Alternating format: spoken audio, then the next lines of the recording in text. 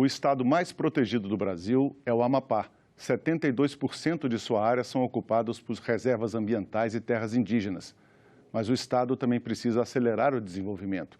E iniciativas como a Zona Franca Verde podem aliar crescimento econômico com preservação da natureza. Sobre este e outros temas, conversamos com o senador Randolfo Rodrigues, porque o desenvolvimento do Amapá é assunto de Estado.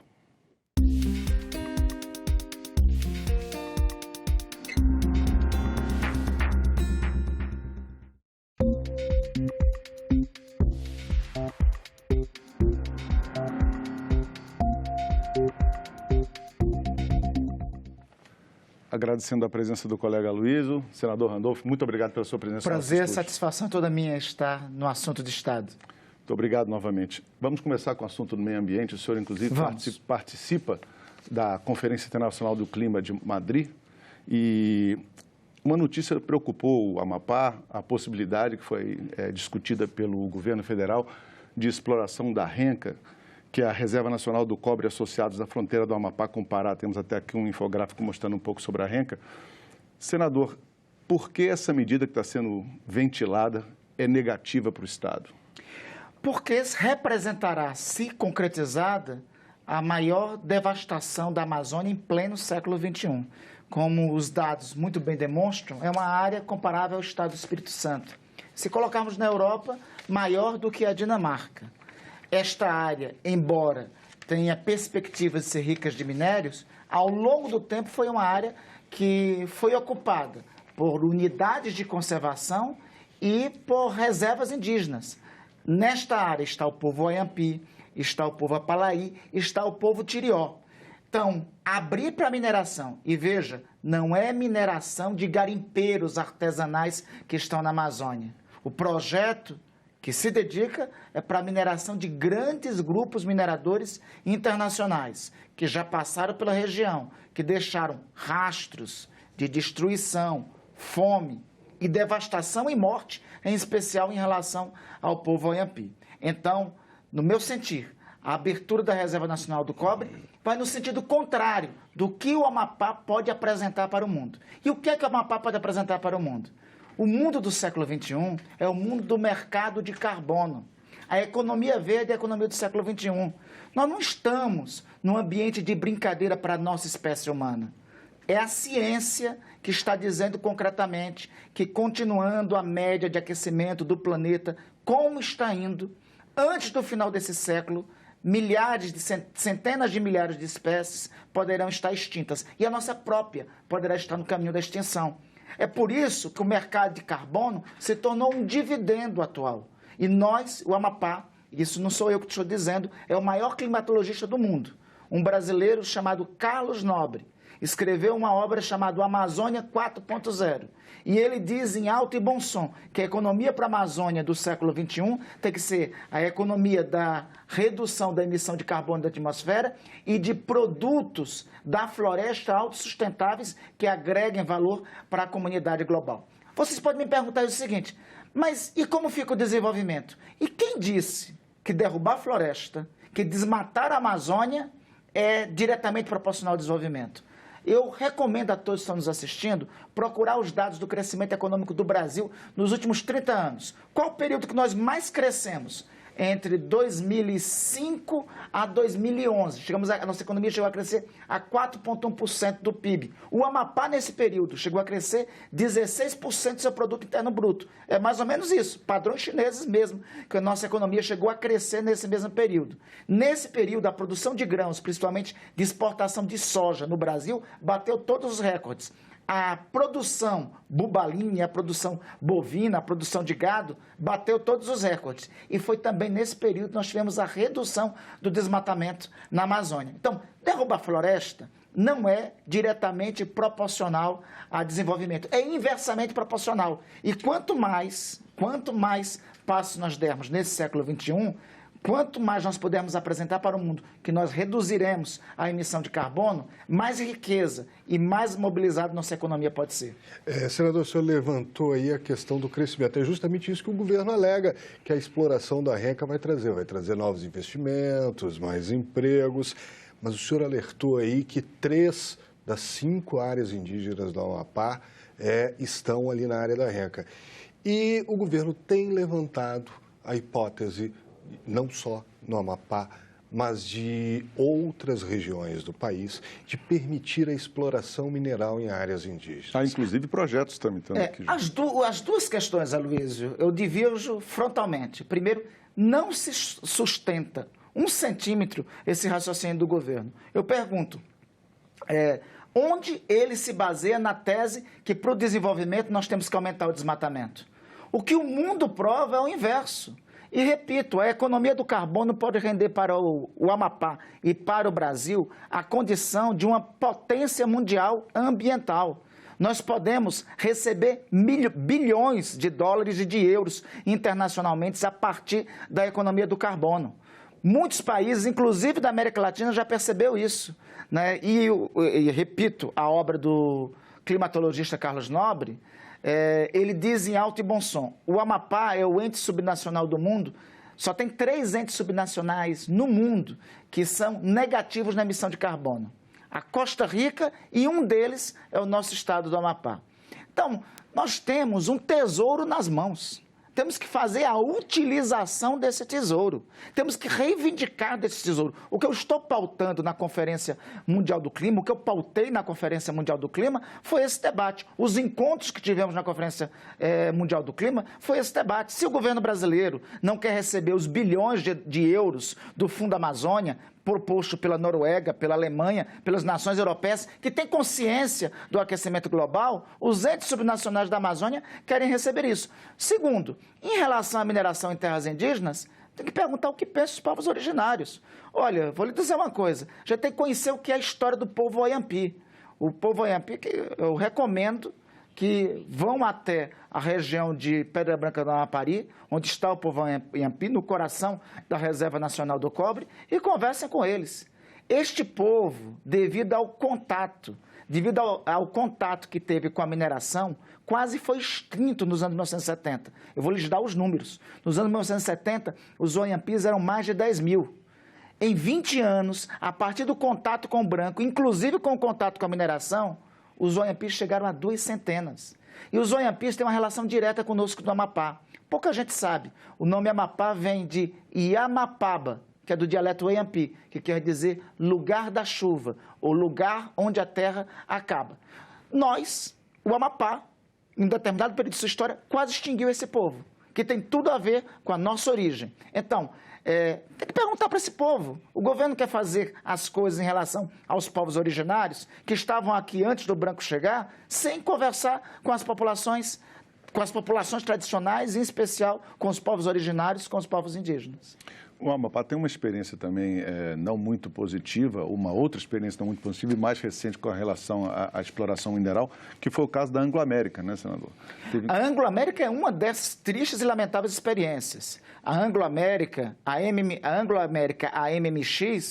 eles deixaram lá para nós um rastro de destruição, uma estrada de ferro desabilitada, né, um porto que foi relegado a segundo plano, caiu esse porto, matou trabalhadores no exercício de... Foi preciso muita luta para iniciar um processo de indenização, vários fornecedores que estão lá, que essas empresas passaram devendo, mas tem uma outra experiência também, que é da chamada Bitumen Steel Corporation, que tinha como taxa de ferro para o funcionamento a indústria e comércio de minérios. Teve um período para o Amapá de Belle Époque, né, de exuberância da exportação do manganês, mas deixou 2 cidades, Pedra Branca do Amapari e Serra do Navio, em uma condição de abandono total, né? E sem nenhum tipo de indenização. Eu não sou contra a atividade da mineração. Agora, tem que se provar que a atividade da mineração ela é sustentável. Ela não vai tirar a riqueza durante um período e deixar a pobreza. E as experiências na Amazônia que tem tido até agora têm sido de enriquecimento de uma meia dúzia. Via de regra, os enriquecidos são grandes grupos econômicos internacionais e uma meia dúzia de políticos ou membros da elite local. E alguns membros dessa elite local, depois que oferem os recursos com a atividade de mineração, saem da região onde ocorreu. E algumas vezes, inclusive, eu repito, inclusive lideranças políticas se beneficiam de defender a mineração para uma exuberância temporária e depois deixar um rastro de destruição e morte. Pois é, acaba restando apenas o buraco, o prejuízo e uma centena, milhares de trabalhadores desempregados. E agora, na Amazônia toda tem várias experiências, Aloysio, nesse sentido. E Serra Pelada foi uma outra. E como é que está a ação civil pública para cobrar a indenização da mineradora Anglo American aos parentes dos funcionários mortos no desabamento? Está em curso, parece-me que agora iniciou um processo de negociação da empresa com os familiares, mas é muito lento. É esta a crítica que nós fazemos, é muito lento pelo trâmite da justiça. Foi há 6 anos o acidente. Não foi lento para o porto cair. O porto caiu em algumas horas, devido à negligência da mineradora. Não foi lento para matar os trabalhadores e deixarem famílias órfãs, mas é lento depois para reparar o dano, que é irreparável. Como é que se repara o dano de um familiar que perdeu o arrimo de família?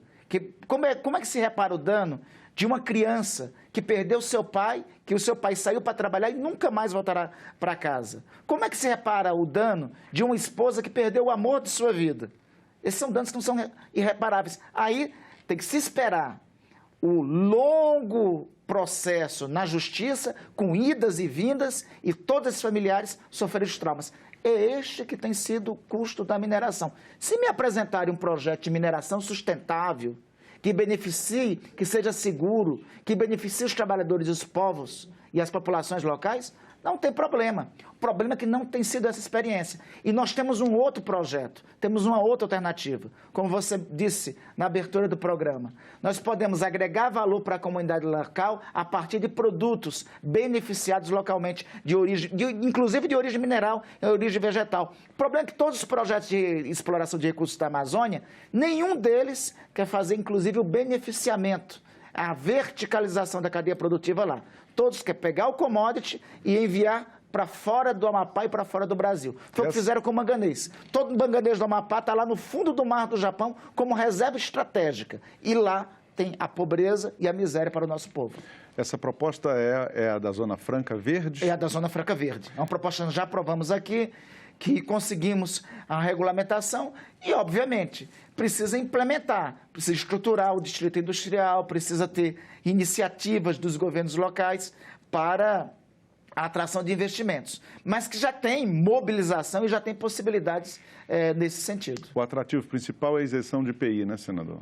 Isenção de IPI, do Imposto sobre Produtos Industrializados, e isenção do II, que é o Imposto sobre Importação. Além disso, sem prejuízo, sem embargo de outras isenções tributárias que podem e devem ser feitas por parte dos governos municipais e do governo estadual. Que tipo de empresas poderiam funcionar e sob que regras?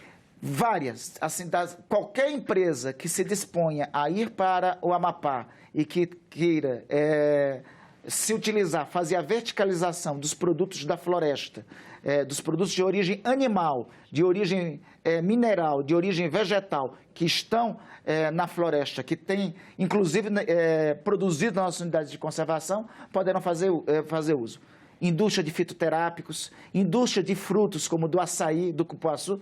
A indústria do açaí mobiliza bilhões na economia amapaense. A indústria do açaí, nós temos poucas indústrias beneficiamento de verticalização do açaí. E que me perdoe os meus amigos do Amazonas, do Pará, o nosso açaí ainda é de melhor qualidade que o deles, entendeu?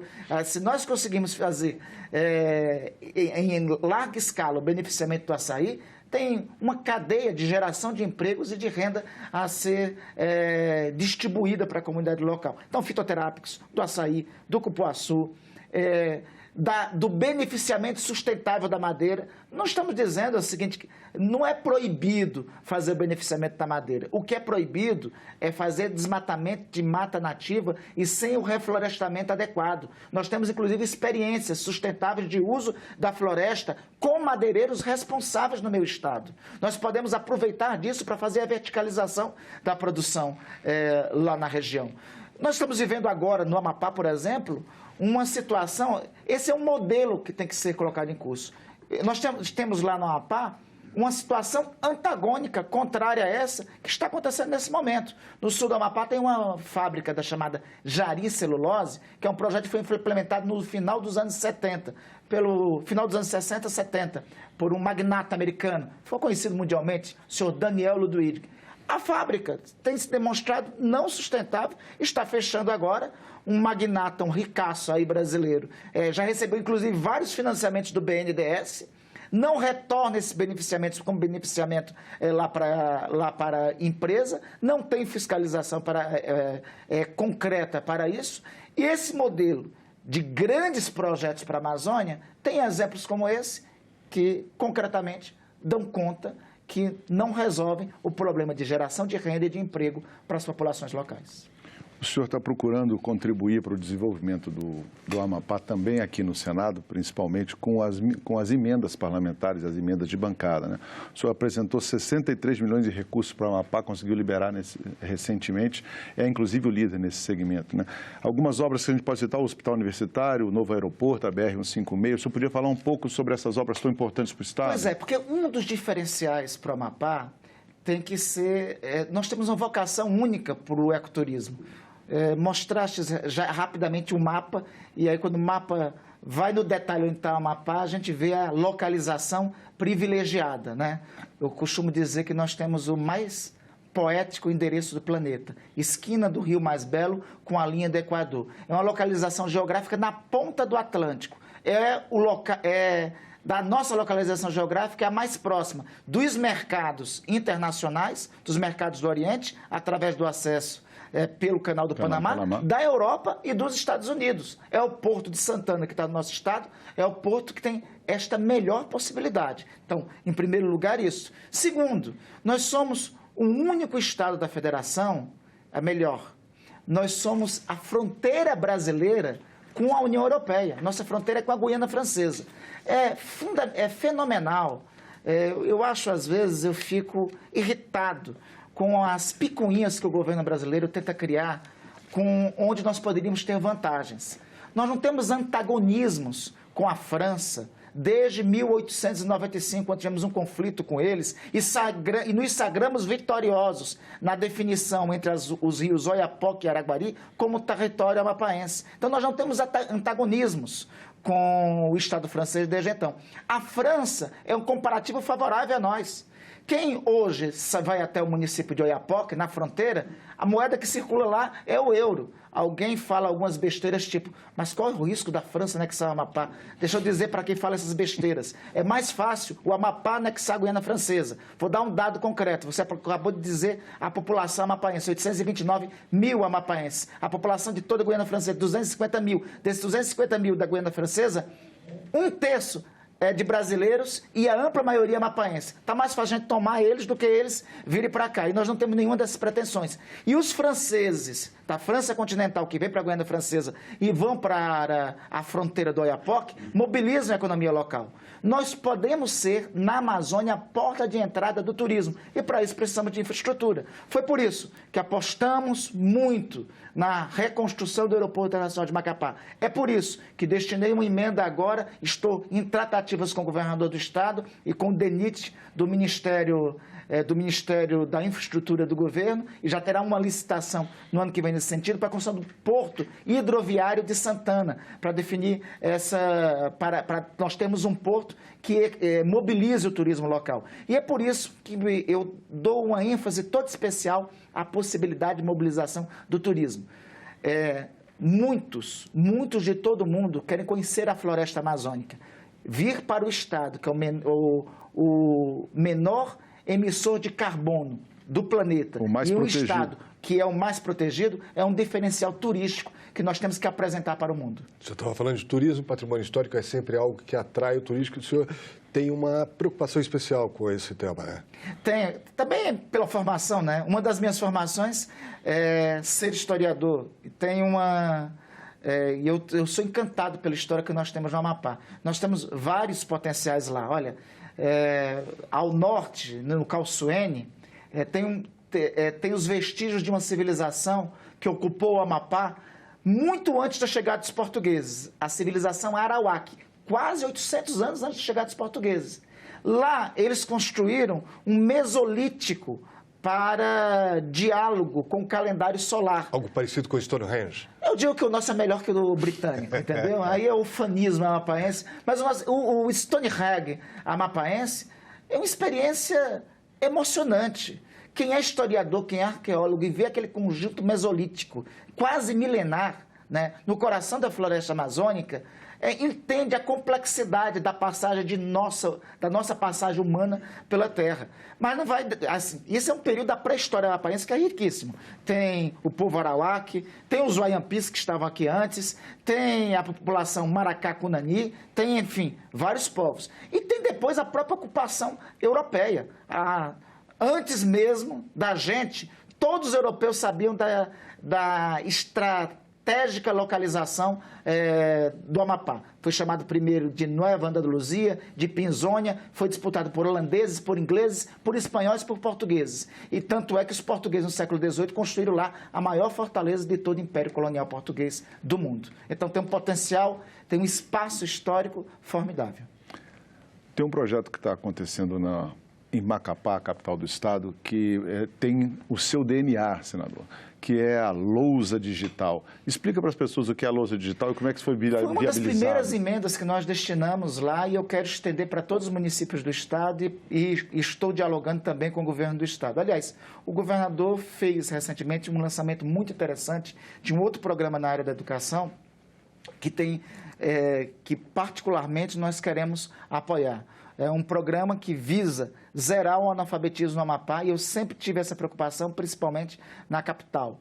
Então, para zerar o analfabetismo, precisamos apostar primeiro na metodologia pedagógica, né? Como professor, sei disso.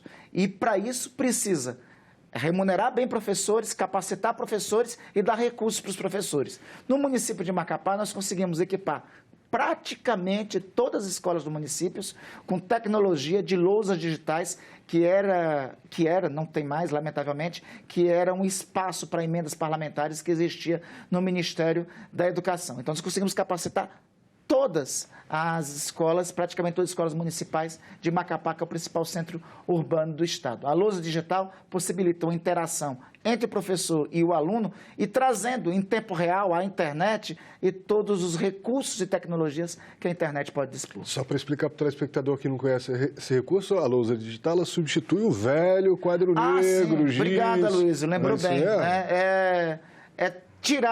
Abandonar o quadro negro.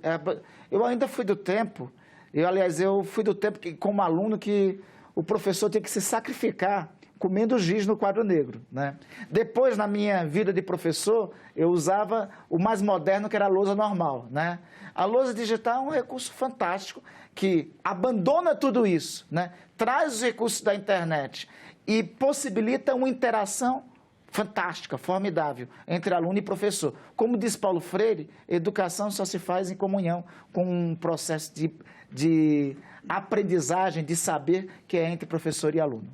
Senador, o nosso tempo acabou. Agradeço muito a sua presença aqui no programa. Eu que agradeço. Também agradeço ao colega Luísio. Foi um prazer conversar com vocês e conversar com todos de todo o Brasil, em especial do meu estado do Amapá. Muito obrigado mais uma vez. Eu que agradeço. Bom, para rever essa e outras entrevistas, acesse a página da TV Senado na internet, senado.leg.br/TV. Inscreva-se em nosso canal no YouTube. Para fazer algum comentário, crítica ou sugestão, telefone para a ouvidoria do Senado, 0800 61 2211, é de graça. Obrigado pela sua atenção e até o próximo Assunto de Estado.